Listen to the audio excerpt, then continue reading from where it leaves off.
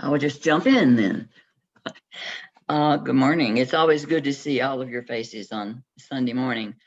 The celebration of ministry today is a report from your Reconciling Ministries team on where we are now and what we see coming up, what is coming up.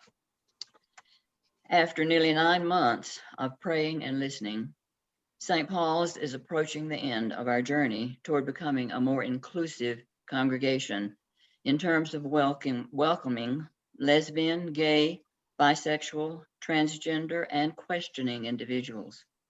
Of course, we do welcome all people at St. Paul's United Methodist Church.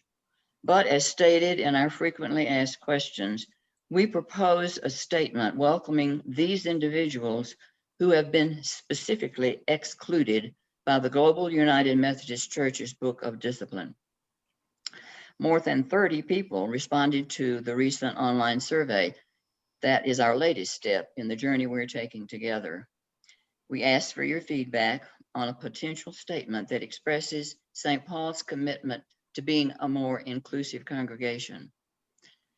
The Reconciling Ministries team is excited, grateful, and inspired by the number of responses we received and happy to report that they were, again, overwhelmingly positive.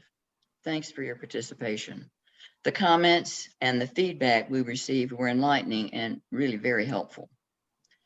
The first draft of the statement that in the survey said St. Paul's United Methodist Church welcomes and celebrates people of all sexual orientations, gender identities, and gender expressions. Based on your feedback, we have replaced celebrates with affirms.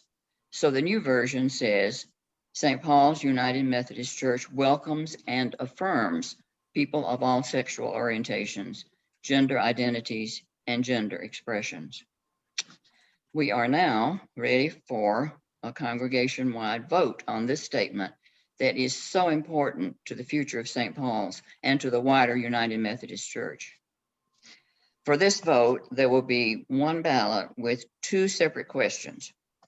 Question 1, shall St. Paul's adopt the statement, St. Paul's United Methodist Church welcomes and affirms people of all sexual orientations, gender identities, and gender expressions? And number 2, shall St. Paul's join the Reconciling Ministries network? Just to remind you a little bit, the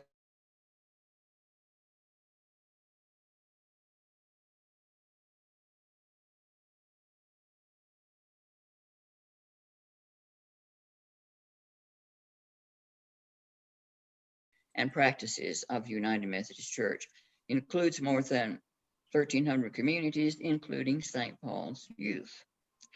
We must receive 75% yes votes to adopt the statement that I just read and to join the Reconciling Ministries network.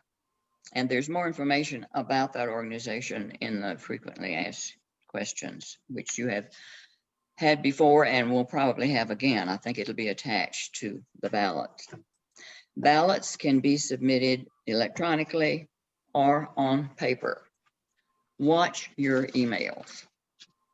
There'll be a link to the online ballot, I think Tuesday in the news you can use, Wednesday in the November epistle, the email version that you get, and Friday again with the Sunday worship links that come out. And probably there'll be reminders at some other time as well. A paper ballot will be mailed out in the printed version of the November epistle, if that's how you get your epistle. And that should be you should get that by the end of the week. And anybody can request a paper ballot by emailing the office.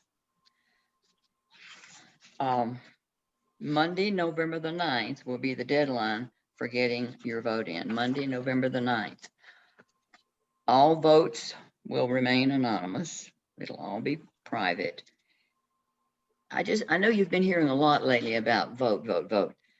This is a chance we have as a congregation and people of God to vote on something that will make a difference, not only to our church and our congregation, but I think, to the Methodist Church as a whole. So be sure to get your vote in there.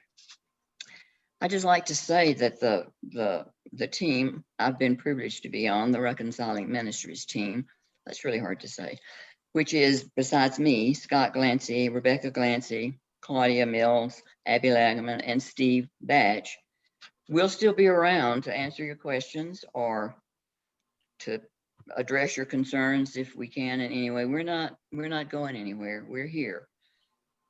We'd like to thank you for all the support we receive from you on this journey, for your love and your care for each other and for all of God's children.